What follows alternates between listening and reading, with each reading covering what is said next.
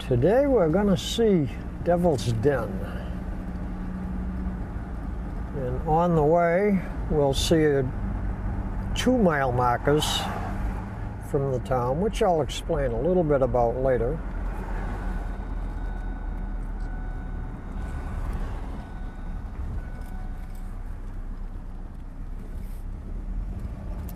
Originally there were 10 mile markers in town, I believe, which there are 6 left. Of the 6, one of them is a reproduction because the original is in the Smithsonian in Washington.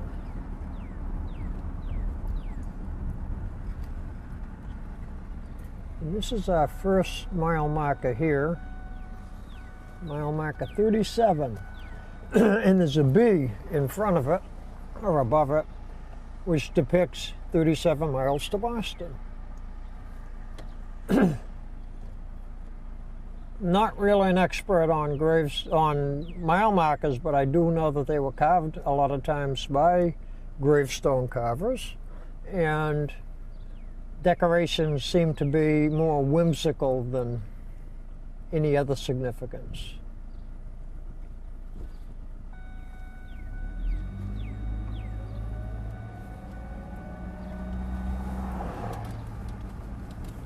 A lady named Mary Gage and her son James wrote a great book about 10 or a dozen years ago called Carved in Stone. And very interesting on the mile markers and a few other stones around town. So are there any other, is this the only spot where they had like something like this in town? Like, you know, the mile markers, were those on the other side of town as well, or is it just kind of this older? They leave, that's the first one right near the center of town. They leave the center and head basically towards Boston. We were on Green Street, we're now going on a Boston Road, understandable name. And there's another mile marker right down here, a short distance. Boston Road continues, comes out on Route 1 and crosses Route 1 as to Middle Road. There's a 3rd marker there. Right up here a little ways, well, quite a bit yet. On the left there's another marker.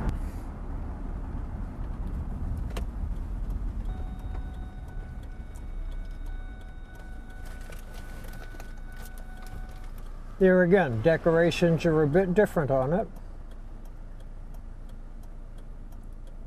I should stand corrected. That last one wasn't 37, it was 31.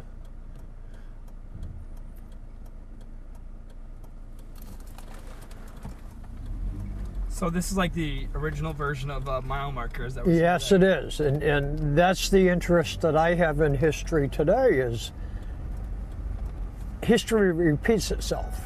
And those mile markers in the early days were very important. I want to stop here for a reason. Very important because of that great distance they had to travel. This was the main route to Boston at the time. Prior to this, the only way to Boston was by ship. Because I've been known to get carried away with my stories here, I'm going to change There's nothing wrong with that. just a bit here.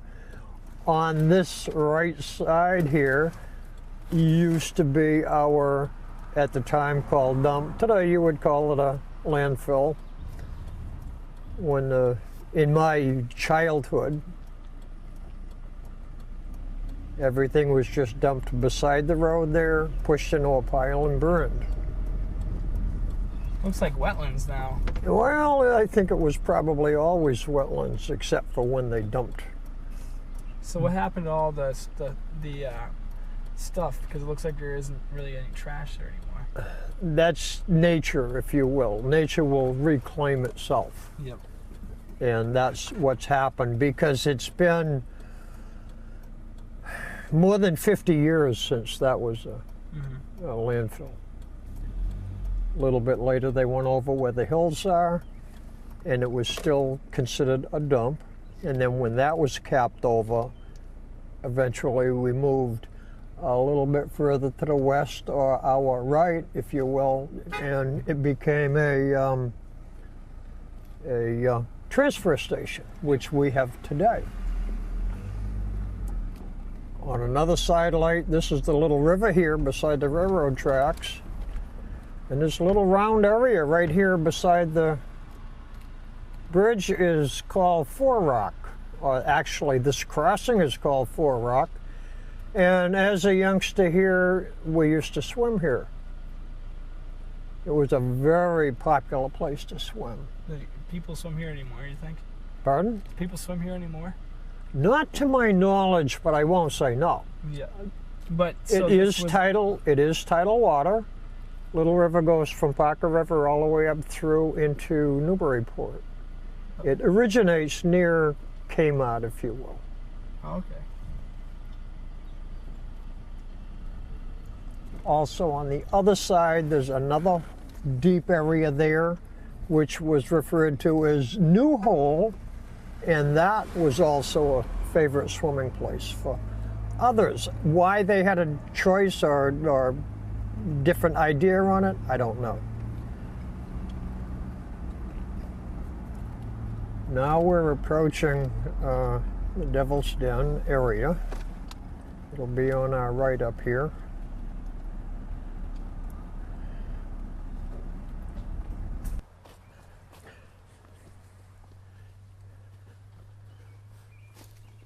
The fence right here. This used to be all pasture for a lot of farmers in the area.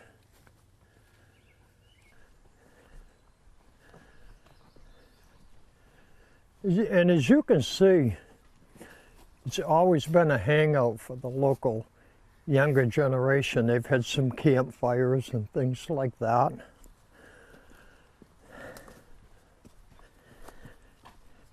It's not far, right around the corner here.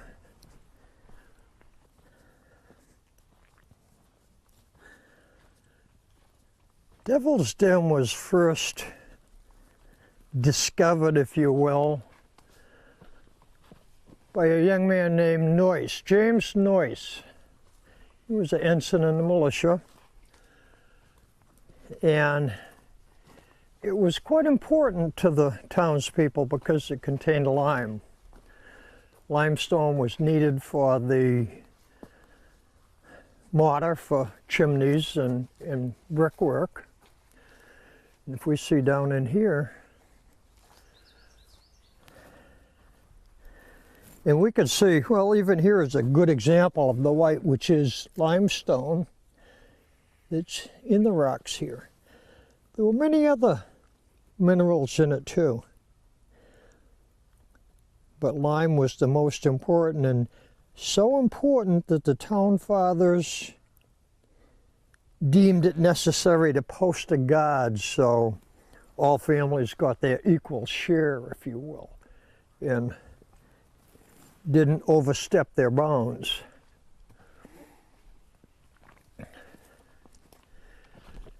And they dug, of course, in many, many places to extract that. This is awesome. And it's today pretty much a cave. In the early days, it had quite a landmark because up on the top, on the mound above it, there were 3 huge poplar trees which stood out like centuries. Limestone was very important until, well, for almost 100 years. Then it was found in better, greater quantities in other areas, and this was pretty much abandoned and left to the youth to hang out. And there was a lot of superstition involved with it. We don't really know where the name came from as Devil's Den, but it is sort of a den. And I've found that throughout history, early history, anything unexplainable quite often was attributed to the devil. This was discovered late 1690s. the town had just gone through a witch hysteria with witch trials and all of that, and the demons and devil were quite significant that way. So that would be suggestive of, in my feeling. Over on this side, we can see even a larger area that they excavated.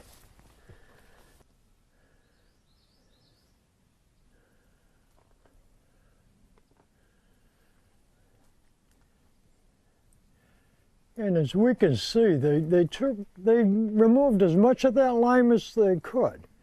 Here's a real good example up here of a very good concentrate, but very little bit because it's very, very white and very powdery. That was what they were after for the most part. I read a report that said there are many, many minerals here, including asbestos, which I'm told was a fiber type mineral. Of course, we know it is used as insulation, and the longer those fibers, the more value it had, or the better quality it was. In doing some research, I found that there are several devil's dens in Massachusetts even, never mind nationwide. I know there was one referred to in Marblehead, one in Rockport, a couple out in the western part of the state. So there again, I kind of label it with the era and that lure of the unknown. Mm-hmm. So this seems like for 100 years, there must, like, how much big, like, this site really isn't as big as you'd think it would be for something like this. No, you wouldn't. No, you wouldn't. But how much lime in total do we really need?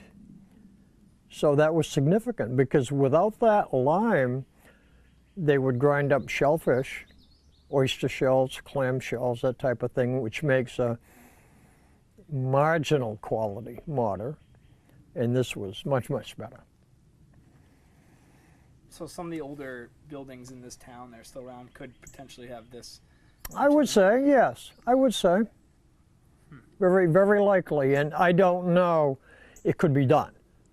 I don't know if there's been any tests done to find that out. Every mineral has different traces in it which you can attribute to a specific area. Mm-hmm. And I've gone through some of this in other research on other reasons. For example, bricks. The clay in bricks leaves a trademark reference as to its origin. Something like DNA today. Mm-hmm. And it does tell us where an item may have come from. But here, I can't say specifically it has been tested. So how long has this place been, you know, out of commission for? When did they stop using it, you think? Certainly by 1800, they were mining lime in other areas of the state in much better quantity and better quality too. This was low grade, but it was better than nothing, so they applied that. Okay. So did you come out here when you were a kid? I would say I've been out here a few times that way as a kid. I did a program here a couple of years ago with what they call Trails and Sails, which is a tourist program for the county. And that's in September. We've done a number of them, and this happened to be one of them to tell the story about as I had told it today. I never hung out here as I didn't have time growing up that way. Growing up on a farm, it's a different life. You're busy. You're busy. You don't have that free time to hang around, if you will. What's the legend about, you know, the pulpit and stuff like that, and how they had to say something before they went in because? In the earlier days, the local boys used to hang out here. There was quite a lure that went along with the devil and this location. And as I mentioned, down the street there's a devil's pulpit, another landmark, and we'll see it in a bit. But one story I heard was that before the boys would even dare come here, they would have to go there and offer a tribute, if you will, to the devil. And at that, they didn't dare come in here alone. They always wanted to have someone with them. And there, it's our young imaginations, to a large part, and that's about all I know about that.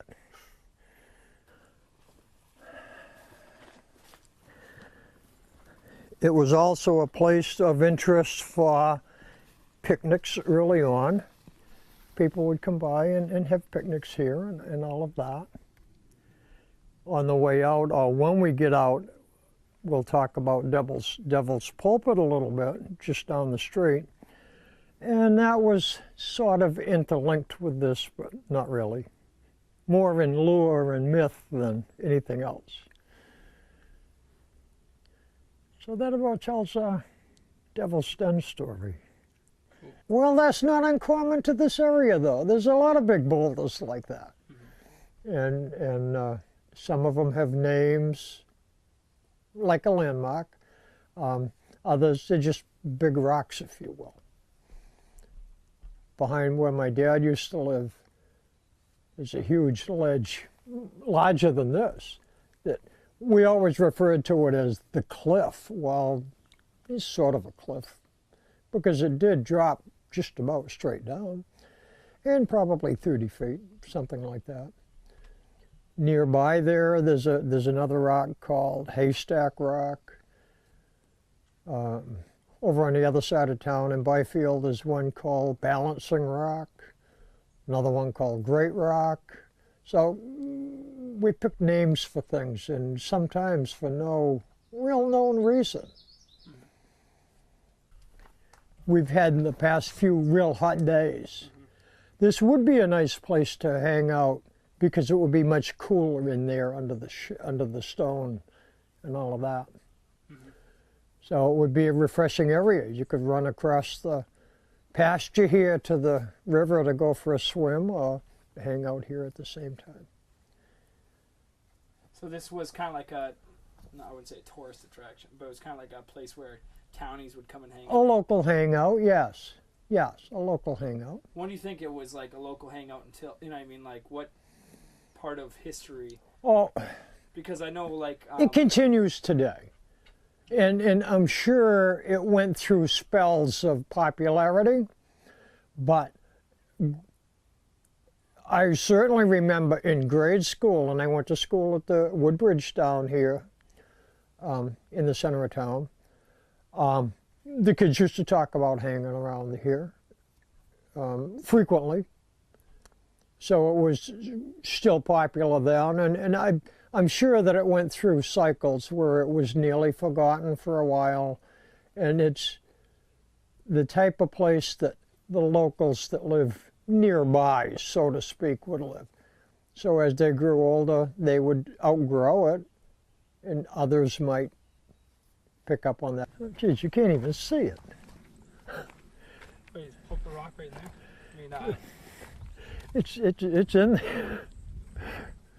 Wow. It is overgrown. Usually they cut it back. It's just right up in. Yeah. You can't even find the dumb thing. That is amazing. It's a square, tall rock.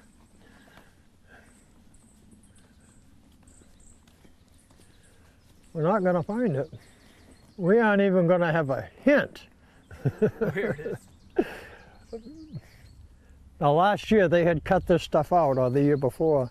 They usually keep it open so you can see it, but not today.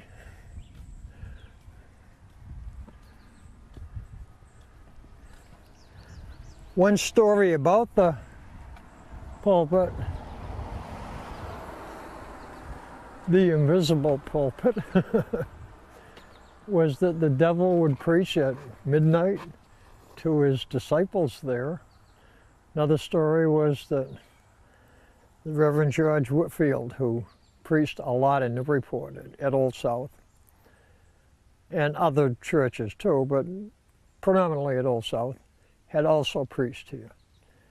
He was one of the last of the fire and brimstone type preachers who had a loud voice which would carry great distances.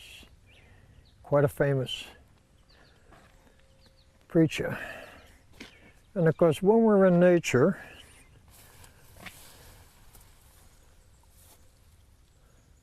we always find extra bonuses.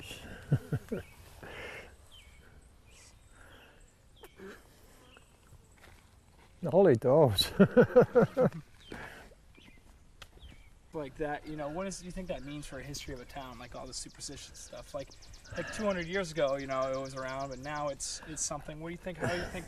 It changes. Yeah. What do you think? Because changes? today we just shrug it off and say, "Oh, that was superstition," whereas in the early days that was significant. And anything related to the devil was almost taboo. You didn't want to discuss it. And today we think nothing of that. We realize, but in the early days when they didn't have an explanation for something, it was easy to label it as something like that.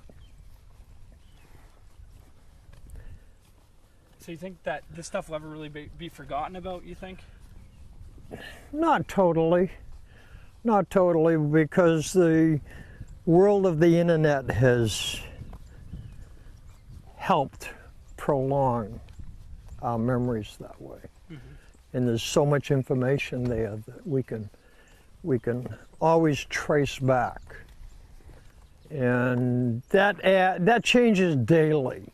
It's, as technology changes, it gets better in some respects. But as far as the locals, on the local level, unless they do a little research like that, they would never know it existed. And that's kind of a sad part of it. So why isn't there more houses in this side, on this road? Is it the town owns, to my knowledge, the town owns a lot of this side of the street.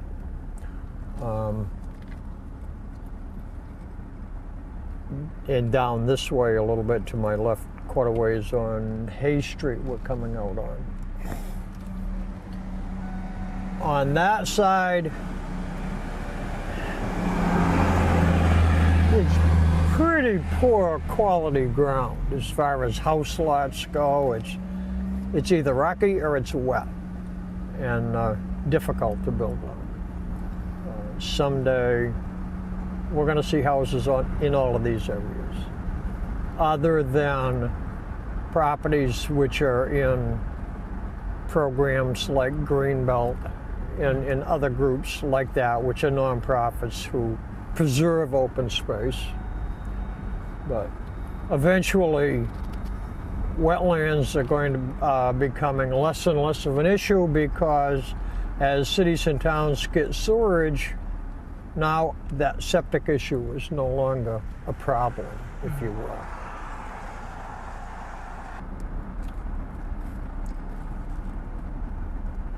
And right around the corner on our left,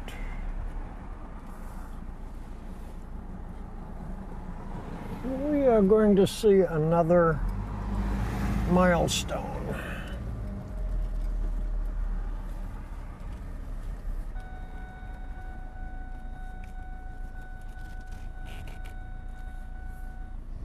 On a sidelight, there's a cement pad right beside the stone here, about 10 feet in diameter. It's circular. There's a manhole cover in it, and it's like a well. And in earlier days, that was to draw water in case of a fire. And it was just called a fire well. not really for your program that we're doing today, but I'm going to show you a few things here. It's fine with me.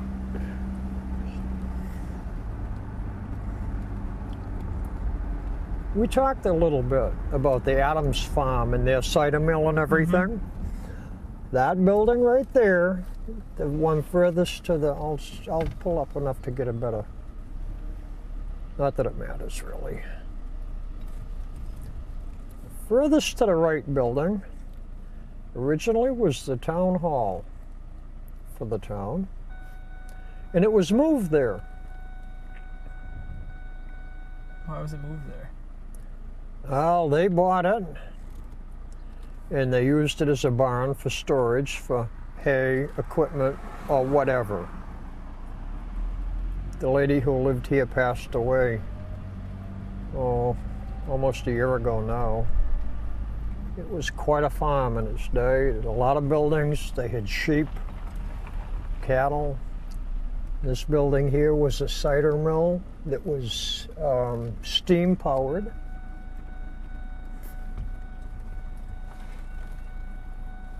Also, I gotta back up again. We can't really see it today.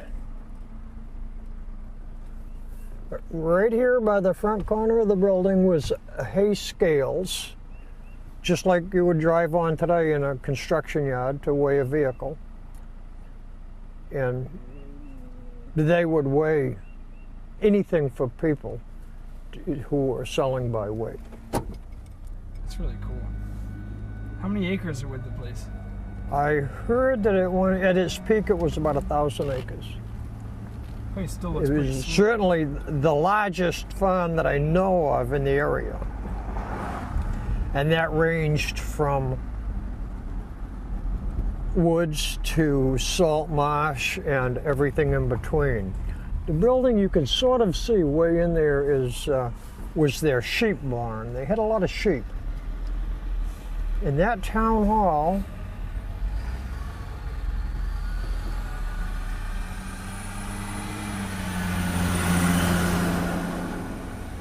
used to set right in here.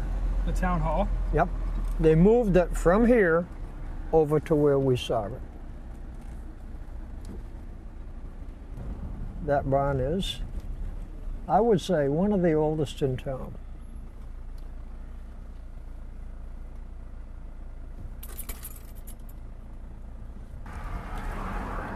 On that corner right over there, when I was growing up, there were the remains. It had fallen down already. There used to be another cider mill there, run by another Adams.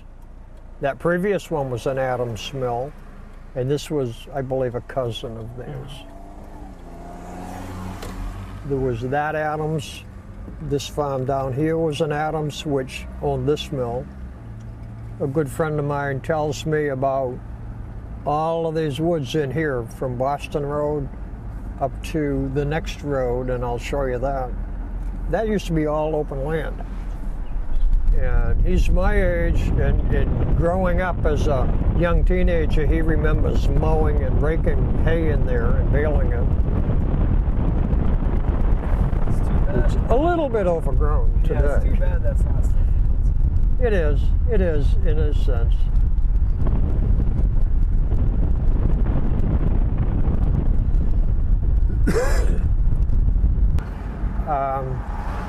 We mentioned rocks and things like that have names, and I guess I got it from my dad, but this was never Hanover Street to him. This was Floyd's Lane. That had been the original name of it, and he just wouldn't let go. Yep. This bridge here was called Trotter's Bridge. There again, I have no idea why.